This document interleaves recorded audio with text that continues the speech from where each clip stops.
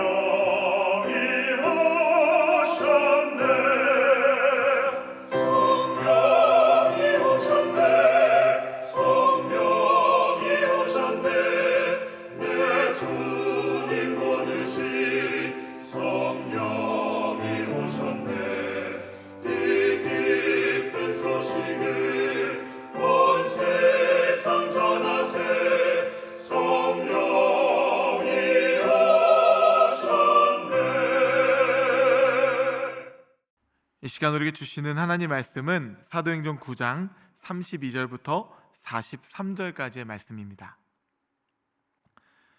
그때에 베드로가 사방으로 두루 다니다가 룻다에 사는 성도들에게도 내려갔더니 거기서 애니아라는 사람을 만나매 그는 중풍병으로 침상 위에 누운 지 8해라. 베드로가 이르되 애니아야, 예수 그리스도께서 너를 낫게 하시니 일어나 내 자리를 정돈하라 한데 곧 일어나니 룻다와 사론에 사는 사람들이 다 그를 보고 주께로 돌아오니라. 요바에 다비다라는 여제자가 있으니 그 이름을 번역하면 도르가라. 선행과 구제하는 일이 심히 많더라. 그때 병들어 죽음에 시체를 씻어 다락에 누이니라.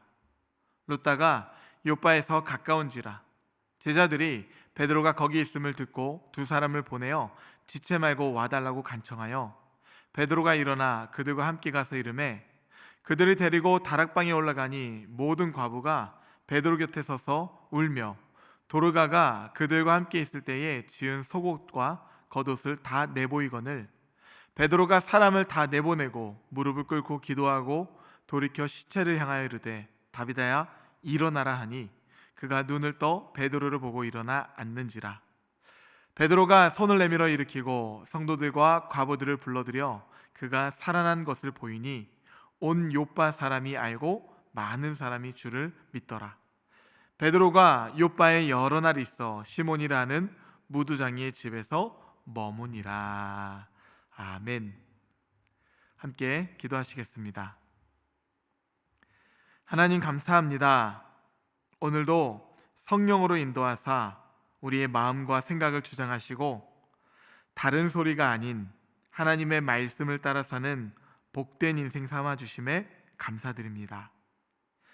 하나님께서 우리를 부르시고 언제나 가장 좋은 길로 인도하시는 것은 복음이 흘러 넘치는 삶으로 말미암아 열방 가운데 복 주시고자 하는 하나님 아버지의 마음이 있음을 고백합니다. 하오니 주님, 받은 것에 감사하게 하시고 겸손함으로 말미암아 섬김의 삶을 살게 하여 주시옵소서. 오늘도 하나님 말씀 의지의 길을 걷습니다. 주의 말씀이 내 발의 등이 되시고 빛이 되시어 인도하여 주시옵소서. 예수님의 이름으로 기도하옵나이다. 아멘. 할렐루야. 네, 오늘은 우리의 편견이 깨져야 하는 이유라는 제목으로 하나님 말씀 전하도록 하겠습니다. 오늘 본문을 중심으로 거대한 복음의 물결이 유대에서 이방으로 흘러가는 이 대서사가 본격적으로 시작이 됩니다. 특별히 오늘 본문은 사도행전의 그 위대한 변곡점을 예비하는 순간이 돼요. 복음이 유대 공동체에서 이방 세계로 넘어가는 일은 그리 만만한 것이 아니었습니다. 왜냐하면 유대인들은 구약 시대로부터 내려오는 할례받은 민족으로서 그들만이 가지고 있는 거룩하고 독특한 정체성이 있었기 때문이에요. 자연스레 하나님 앞에서의 이 구별된 신앙은요, 동전의 양면처럼 배타성을 띠기도 합니다. 레위기의 정결법에 따라 부정한 자와 정결한 자가 함께 나뉘죠. 그런데 이 정결법에 의하면 정결한 자는 부정한 자와 함께할 수가 없습니다. 그들과 함께한다면 자신마저도 부정해지기 때문이죠. 부정한 자가 누굽니까? 수많은 요소들이 있지만 거기에는 이방인이라고 하는 대명사가 포함이 됩니다. 특별히 사마리아인 같은 사람들은 유대인에게 있어서 개와 같은 취급을 당하는 정도였어요. 인간 말종이라는 뜻이에요. 그런 그들에게 어떻게 복음이 전해질 수가 있다고 여겨졌겠습니까? 유대인들은 상상조차도 하지 못했습니다. 사도행전 10장 말씀을 보면 하나님께서 베드로를 통해 이방의 복음을 전하시려 가이사랴에 주둔하고 있던 로마의 백부장 고넬료를 예비해 두십니다. 학자들은 고넬료를 이방인 최초의 기독교 개종자요 세례자라고 말합니다. 결국 베드로를 통해 그가 성령을 받고 그와 그의 가족이 세례를 받게 됩니다. 뿐만이 아니라 고넬료를 통해 복음이 로마의 더 깊은 골짜기로 나아가게 돼요. 세상을 향해, 땅끝을 향해 나아가게 돼요. 하지만 이방인의 이러한 결실을 맺기까지, 엄밀히 말하면 유대인과 베드로의 편견이 깨어지기까지 성령은요, 베드로를 아주 강력하게 두드리셨어요. 베드로가 평소처럼 기도를 하는데 기도 가운데 환상을 보게 됩니다. 하늘이 열리며 한 커다란 그릇이 내려오는 것이에요. 그 안에 보니까 각종 네 발 달린 짐승과 기는 것, 공중에 나는 짐승들이 다 있습니다. 율법에 따르면 먹을 수 없는 부정한 짐승들 뿐입니다. 그런데 그 순간 하나님께서 말씀하시죠. 베드로야, 일어나 잡아 먹어라. 베드로가 단호히 거절합니다. 주여, 그럴 수 없나이다. 속되고 깨끗하지 않은 것을 내가 결코 먹지 아니하나이다. 그러자 하나님께서 이렇게 말씀하세요. 또 두 번째 소리가 있으되 하나님께서 깨끗하게 하신 것을 내가 속되다 하지 말라 하더라. 땅끝까지 복음을 전하게 하시려는 하나님, 이방인의 이 사역으로에 하나님께서 거듭되어서 초대하고 있는 거예요. 하나님께서 깨끗하게 하신 것을 내가 속되다고 말하지 말라. 그 순간 하나님의 천사와 옥신각신하며 다투던 베드로의 편견이 확 깨져버리게 돼요. 아, 거룩은 내게 있는 것이 아니구나. 하나님 말씀이 거룩이구나. 할렐루야. 하나님 말씀하심에 순종하는 것이 거룩인 줄 믿으시기 바랍니다. 그렇게 베드로의 편견이 깨지자 이제 성령이 역동적으로 그리고 본격적으로 일하기 시작하시는 것이에요. 그래도 베드로쯤 되니까 하나님 두세 번 말씀하시면 알아듣지, 사람의 편견이 그리 잘 깨지지가 않습니다. 우리도 마찬가지죠. 예수님께서 원수를 사랑하라고 말씀하시는데 내 마음속에 상대를 향한 원망의 마음, 서운한 마음이 있으면 그 사람은 일단 제외하고 시작이에요. 맞아, 맞는 말씀이야, 은혜가 되었어. 그런데 그 사람은 그럴 자격이 없어. 요나도 한번 보십시오. 하나님께서 니느웨로 가서 복음을 전하라고 하시니까 하나님께 항변을 합니다. 아니 하나님, 니느웨는 이스라엘의 민족적인 원수 아수르 제국의 수도가 아닙니까? 하나님, 그들이 만약에 하나님의 복음을 듣고 회개하면 어떻게 합니까? 멸망받아 마땅한 사람들인데 그들이 회개하면 어떻게 하려고 복음을 전하게 하시렵니까? 하나님, 그들이 얼마나 악한 백성인지 아시잖아요. 어떻게 하긴 뭘 어떻게 해요? 하나님께서 그들을 회개케 하시고 구원하시려고 지금 요나를 보내시겠다는 거잖아요. 그런데 요나의 마음속에 깨어진 마음이 있으니까 자신이 물고기의 밥이 될지언정 하나님 말씀 따르지 못하겠다고 합니다. 이게 바로 요나의 편견이고 유대인의 편견이며 우리의 편견이죠. 그런데 이러한 편견은 성령의 역사에 회방이 됩니다. 다행히 성령이 이끄시는 이 복음의 진보를 우리가 막을 수 없다는 것이에요. 저항이 강하면 강할수록 성령의 역사가 더 크게 나타날 것이기 때문이죠. 이러한 성령의 행전으로 예루살렘 중심 사방으로 복음이 퍼져나가게 됩니다. 도시마다 소수의 예수 공동체가 세워지게 되고요, 그 숫자도 날로 더해져만 가요. 이에 베드로는 그들 공동체를 살펴보려 순회 전도에 나서게 됩니다. 베드로의 방문은 복음 전도뿐만이 아니라 이미 형성된 이 신앙 공동체를 돌보려는 목적도 굉장히 컸을 거예요. 또한 예루살렘 교회의 대표격 사도인 베드로가 방문한다는 것은 분명 신생 공동체에게 아주 큰 위로와 힘이 되었을 것입니다. 여러 지역을 돌다 오늘 본문 룻다라는 곳에도 이르게 돼요. 32절, 33절 말씀. 그때에 베드로가 사방으로 두루 다니다가 룻다에 사는 성도들에게도 내려갔더니 거기서 애니아라는 사람을 만나매 그는 중풍병으로 침상 위에 누운 지 8해라. 하나님은요, 반드시 만날 만한 사람을 만나게 하시는 줄 믿으시기 바랍니다. 그렇게 하시려고 하나님의 사람을 지금 필요한 곳으로 보내셨던 것이에요. 우리가 하나님 말씀에 순종해야 하는 이유가 바로 여기에 있죠. 하나님께서는 이렇듯 하나님의 방식으로 세계를 운행하시며 서로를 돌보게 하시고 피차 세워가는 것이에요. 룻다에 이르니 중풍병으로 침상 위에 누운 지 8년이나 된 애니아라는 사람을 만나게 됩니다. 8년이나 침대에 누워 있었다니요. 그것도 중풍병으로.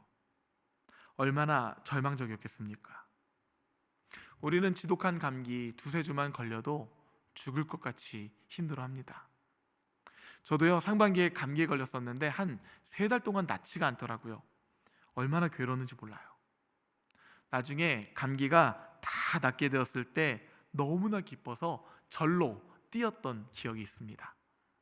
그런데 지금 8년째 침상 위에 누워지는 중풍병 환자예요. 이것은요, 애니야뿐만이 아니라 그를 돌보던 가족들에게도 하루하루가 절망이었을 것입니다. 키에르케고르는 절망을 죽음에 이르는 질병이라고 이야기하죠. 애니야와 애니야의 가족은요, 살았으나 죽은 것 같은 삶을 살았던 것이에요. 그런데 어느 날 하나님의 사람 베드로가 그의 인생 곁에 찾아옵니다. 그리고 곧 예수의 이름으로 치유를 베풀어요. 34절 말씀, 베드로가 이르되 애니야야, 예수 그리스도께서 너를 낫게 하시니 일어나 내 자리를 정돈하라 한데 곧 일어나니. 베드로는요, 지금 이 순간 예수 그리스도께서 함께 하신다는 사실과 예수님께서 치유하기 원하신다는 신적 의지를 선포하고 있어요. 베드로는 그저 하나님 말씀에 순종해서 선포하고 있을 뿐입니다. 예수가 치유하신다. 이 메시지는요, 분명 애니야에게 복음의 메시지였어요. 그리고 베드로의 선포가 있자마자 애니야는 기적의 산 증인이 되죠. 그 구원의 경험이 얼마나 날아갈 듯이 기뻤겠습니까?